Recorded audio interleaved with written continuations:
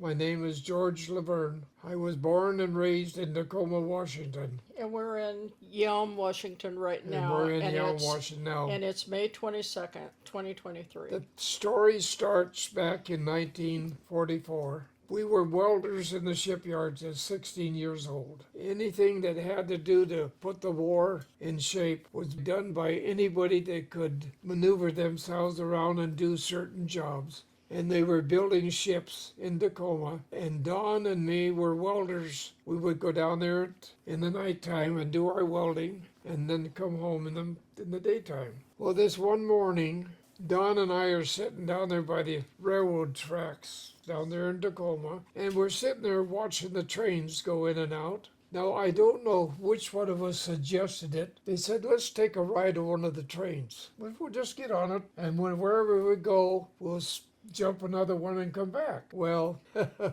we ended up in Libby, Montana. Now, we land in this little town. Out of 100 and some boxcars, they let us, ours, and maybe one or two other ones. And here we are in a town, not knowing where we're at. We see the tavern, so we walked over there. We had nothing to eat for whatever it took us to get over there. And he had a whole bunch of miners in there, old guys, and everybody's working for the war effort. We're in war with Europe, and we're in war with Japan. We sneak over to the counter, and the bartender, has crackers and stuff on the counter. We're hungry. And the bartender, he gets upset. And he took us over in the corner and he talked to us and says, what's going on? Well, we told him what happened. He says, you know you're in Montana. I said, no, we didn't know it at the time. We do now. He tells us some kind of information that there's not going to be any more freight trains leaving Libby for days, if at all. He says, I'm going to do something for you kids. You're going to sleep in the upper loft, and at nighttime you're going to scrub this place clean. And he says, I'll feed you and put you up until you leave. We don't know how many days we were there. All we know is time goes by, and one of the miners said, I hear there's a freight coming in. When we heard when the freight was going to be there, Don and I took off, thinking we're going in the right direction.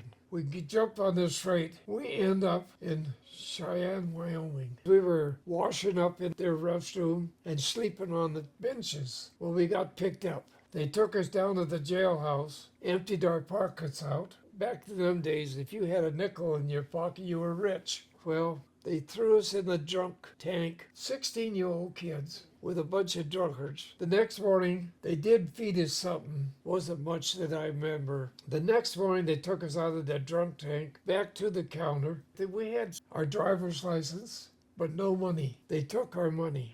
Don started yapping about it, and this jailer looked at us and he said, you like where you stayed last night? Keep yapping, because you'll end back up in there. So we hopped another freight, thinking we're going back to Spokane or back to Washington. When we wake up, we're in Lincoln, Nebraska. At that time, you could send a telegram home, collect. So I sent a telegram to my mom and dad telling them that we were out of money. And we got some money. Not very much, because there was no money. And we're standing on a corner, and some guy came up and talked to Don about a job. And the next thing I know, Don takes off with this guy, and I lost contact with Don then. That was the end of it. I'm standing on another corner. Guy come up to me and says, you want a job? Because everybody's working defense. The war's on. He says, I'll pick you up, and we're going to pick up garbage. He fed me something that afternoon. I don't know how long I lasted on this job, but I told him one day I had enough, and I quit. He had given me my money that morning, and I said, I've had enough. I'm going home. Well, I go down the street, and I start hitchhiking.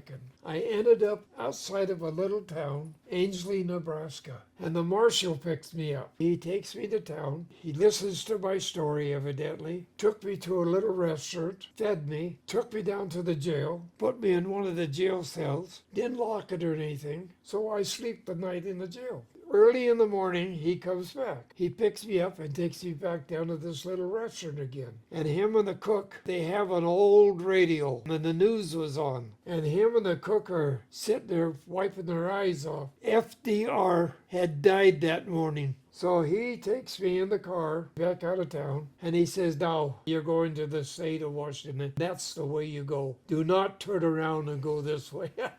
I remember him lecturing me. So he takes off. I start walking. Now I'm out in the middle of nowhere. Here comes a car down the road. I can remember he went by me, and then he came out of the car and came back, talked to me, asked me a bunch of questions. He questioned me. Do you know how to drive? Well, I said, oh yeah, and I said, I got a driver's license. He makes a deal with me. I want you to chauffeur us. We're heading for Salt Lake City. Salt Lake City. They're Mormons. Him and his wife sit in the back seat. We're going down the road, and every little place that had any kind of people in it, we would stop. I think he was a minister. And he finally got to Salt Lake City, and he made me pull over, and he says, hold out your hand. He put 12 silver dollars in my hand. Man, I was rich. And he said, good luck, and he got his car and he took off. I head for the Greyhound bus depot, and I bought me a ticket to Washington. I ended up over the border in Oregon. I ended up hitchhiking to Tacoma. And my mom and dad, they thinking I should go back to school because I'm 16 years old. I'm going to go end up in the service. The war is going full bore. I ended up signing up for the Navy.